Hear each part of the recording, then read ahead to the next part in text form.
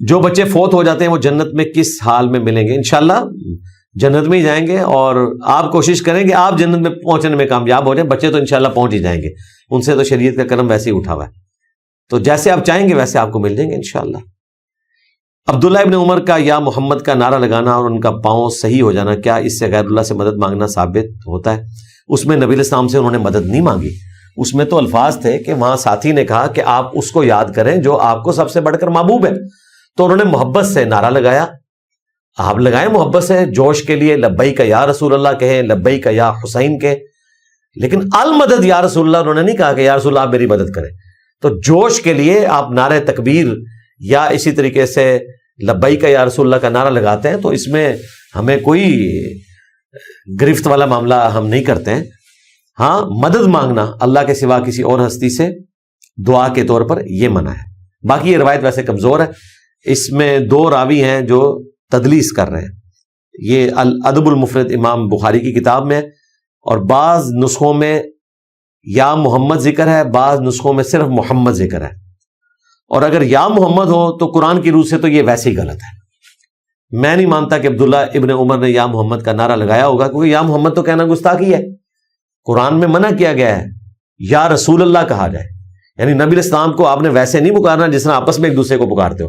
اس لیے آپ دیکھیں صحابہ کرام نے کبھی نبی علیہ السلام کو بائی نیم نہیں پکارا. اس طرح پہلے لوگ کہتے تھے، پھر سورہ حجرات میں جب نازل ہوا آ کے وہ نبی علیہ السلام کے حجرے کے باہر یا محمد کہتے تھے، تو یا رسول اللہ کہا جائے. اور وہ بھی نبی علیہ السلام کے جو آرام کرنے کے اوقات ہیں ان میں آپ کو تنگ نہ کیا جائے. اس لیے آپ دیکھیں سیدنا ابوبکر جب بھی حدیث روایت کریں گے تو قال رسول اللہ کہیں گے. وہ یہ نہیں کہیں گے کہ میرے داماد نے کہا، یا سیدہ عائشہ کہیں کہ میرے خاوند نے کہا. وہ کہیں گے قال رسول اللہ. سیدہ فاطمہ کہیں گی قال رسول اللہ، کیونکہ نبی علیہ السلام کے جو رسول ہونے کا منصب اتنا بلند تھا کہ یہ جو رشتوں والا معاملہ ہے یہ پھر اس کے مقابلے میں چھوٹی چیز تھی. وہ اللہ کے پیغمبر تھے، ان کا وہ پروٹوکول تھا. تو یا محمد کہنا تو ویسے ہی منع ہے. خود اعلیٰ حضرت بھی کہتے ہیں کہ یہ گستاخی ہے، یا رسول اللہ کہا جائے. تو یہ روایت تو ویسے ہی آپ کے نزدیک گستاخانہ ثابت ہوگی اور فارغ ہو جائے گی. یا رسول اللہ پر عقیدہ میری ویڈیو ہے، اس میں اور دلائل بھی، وہ جس طرح کہتے ہیں تاریخ ابن کثیر کا ایک حوالہ بھی پیش کرتے ہیں کہ جی وہ جنگ یمامہ کے موقع پر یا رسول اللہ کا نعرہ لگایا تھا. المدد یا رسول اللہ کا نعرہ نہیں لگایا تھا بھائی، نبی علیہ السلام سے محبت کے اظہار کا. وہ بھی روایت اس کی سند نہیں ہے، بے سند روایت ہے. اس کے باوجود اگر کوئی صحیح ماننا چاہتا ہے تو اس میں یہ چیز نہیں تھی جو آپ کہہ رہے ہیں. باقی تفصیل میری ویڈیو میں دیکھ لیں. کیا شیطان کو برا بھلا کہہ سکتے ہیں؟ نہیں، بھلا نہیں کہہ سکتے. جی بھلا آپ نے کیوں کہنا ہے؟ برا کہنا، شیطان کو برا کہنے کی بجائے آپ شیطان کے اگینسٹ اللہ کی پناہ طلب کریں. اعوذ باللہ من الشیطان الرجیم پڑھیں، لا حول ولا قوت الا باللہ پڑھیں. اپنے نفس کی کمزوریوں کا وبال صرف شیطان پہ نہ ڈالیں کہ جی شیطان نے یہ کروا دیا، شیطان نے وہ کروا دیا. اپنے نفس کی طرف توجہ کریں. شیطان تو صرف دعوت دیتا ہے، کان سے پکڑ کے کسی سے برائی نہیں کرواتا وہ. اور سورہ ابراہیم کی آیت نمبر 22 پڑھ لینی ہے آپ نے، اسی پہ میرا کلپ ہے، شیطان سے آخری ملاقات. قیامت والے دن جب جنتیوں کے لیے فیصلہ ہو جائے گا جنت کا، جہنمیوں کے لیے جہنم کا، تو شیطان کہے گا کہ دیکھو جو وعدہ تم سے تمہارے رب نے کیا تھا وہ آج پورا کر دیا، کہ نیکوکاروں کو جنت میں، بدکاروں کو جہنم کا فیصلہ ہو چکا. اور جو میں نے دنیا میں تم سے وعدہ کیا تھا نا، آج میں اس کے خلاف ہوتا ہوں. آج مجھے ملامت نہ کرو، اپنی جانوں کو ملامت کرو. میں نے تو صرف تمہیں بلایا تھا، مجھے اللہ نے تم پر کوئی اختیار نہیں دیا تھا. اس پہ وہ تفصیلی میرا کلپ ہے، شیطان سے آخری ملاقات. تو شیطان کے اگینسٹ اللہ کی پناہ طلب کریں جو نبی علیہ السلام نے آپ کو وظائف سکھائے ہیں. اعوذ باللہ من الشیطان الرجیم آیا بخاری مسلم میں غصہ ٹھنڈا کرنے کے لیے. اور لا حول ولا قوت الا باللہ جنت کے خزانوں میں سے ایک خزانہ، یہ بھی بخاری مسلم میں ہے. یہ 2 وظیفے ہیں، یہ آپ کریں. لڑائی والے کتے اور مرغے بیچنے کا کام کرنا درست ہے. مرغے اگر آپ صرف لڑائی کے لیے پال کے بیچ رہے ہیں وہ تو غلط ہے. ویسے آج کل تو اصیل مرغا بھی کھایا جاتا ہے بڑے شوق سے، تو کھانے کی حد تک تو درست ہے. باقی آپ اگر لڑائی کے لیے بیچ رہے ہیں وہ تو غلط ہے. رہے کتے یا بلیاں، ان کی خرید و فروخت سے نبی علیہ السلام نے منع فرمایا، وہ صحیح مسلم میں حدیث ہے.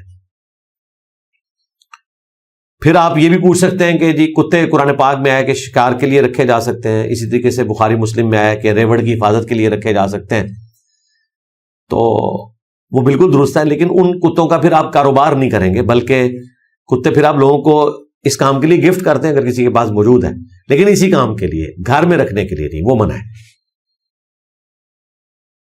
کیا کالے رنگ کے جوتے پہن سکتے ہیں؟ جی بابا جانی نے منع کیا ہے، وہ کہتے ہیں زرد والے پہنے کہ مصیبتیں نہیں آئیں گی، اور مولا علی کی طرف منسوخ کیا کہ کالی جوتیاں پہننے سے جو ہے وہ مصیبتیں آتی ہیں، نعوذ باللہ من ذالک۔ کالے رنگ سے شاید ان کو ویسے ہی چڑ ہے۔ یہ الگ بات ہے کہ نبی اسلام کی پگڑی بھی کالی تھی، آپ کا کرتا بھی کالا تھا، صحیح مسلم میں احادیث ہے نبی اسلام کو کالی پگڑی میں صحابہ کرام نے دیکھا ہے، فتح مکہ کے دن بھی اور جمعے کے ممبر کے اوپر بھی۔ صحیح مسلم میں آیا کہ کالے رنگ کا آپ کا جبہ تھا جو آپ پہنتے تھے۔ سیدہ اسماء بنت ابی بکر جو حضرت ابو بکر کی بڑی بیٹی تھی، حضرت عائشہ کی بہن، انہوں نے وہ کرتا نکال کے صحابہ کرام کو دکھایا اور اس کا دھون وہ مریضوں کو شفا کے لیے پلاتے تھے۔ اس طریقے سے غلاف کعبہ بھی کالا ہے، اور کالے رنگ سے آپ کی جان نہیں چھوٹ سکتی۔ دیکھیں یہ بابا جانی کہتے ہیں جی گرین گھاس پہ میں نہیں چڑھوں گا کیونکہ گنبد خضرا گرین ہے، اور ان کو یہ نہیں پتا کہ یہ گنبد خضرا 1837 میں گرین ہوا ہے، اس سے پہلے گرین نہیں تھا، وائٹ کلر تھا، کسی زمانے میں بلو کلر بھی اس کا رہا ہے، گرین کلر 1837 میں، یعنی ابھی 200 سال نہیں ہوئے اس کو گرین ہوئے ہوئے، اور بابا جانی نے اس کے اوپر پوری شریعت کھڑی کر دی ہے۔ تو غلاف کعبہ تو کالا ہے، تو پھر آپ کو کوئی ایسی جوتی بھی نہیں پہننی چاہیے جس کا تلوا کالا ہو، اور اس سے بھی مشکل چیز، آپ کو کسی ایسی گاڑی میں بھی سفر نہیں کرنا چاہیے جس کے ٹائر کالے ہوں، تو یہ تو آپ نہیں کر سکتے۔ آپ حج عمرے پہ جن جہازوں پہ بیٹھ کے جاتے ہیں ان کے ٹائر بھی کالے ہوتے ہیں، اور آپ کی گاڑیاں جن روڈز پہ چلتی ہیں وہ بھی کالے رنگ کی ہیں، اور آپ کے قرآن پاک کی جو سیاہی ہے وہ بھی کالی ہے۔ تو کالا رنگ تو بھائی بڑا اللہ تعالیٰ کا پسندیدہ کلر ہے، حتیٰ کہ نبی الاسلام کی داڑھی مبارک اور سر کے بال وفات تک کالے رہے۔ بخاری مسلم میں حدیث ہے 20 سے زیادہ بال سفید نہیں تھے، انس بن مالک کہتے ہیں، کیونکہ خوبصورتی کی علامت ہے۔ اور صحیح بخاری میں آیا کہ حضرت حسین ابن علی کا جب سر مبارک کاٹ کے تشت میں رکھا گیا عبید اللہ ابن زیاد کے سامنے، اللہ کی لعنت ہو، اللہ کے فرشتوں کی لعنت، تمام لعنت کرنے والوں کی لعنت، دشمنان اہل بیت کے اوپر، صلوات پر محمد و آل محمد، اللہم صلی علی محمد و علی آل محمد۔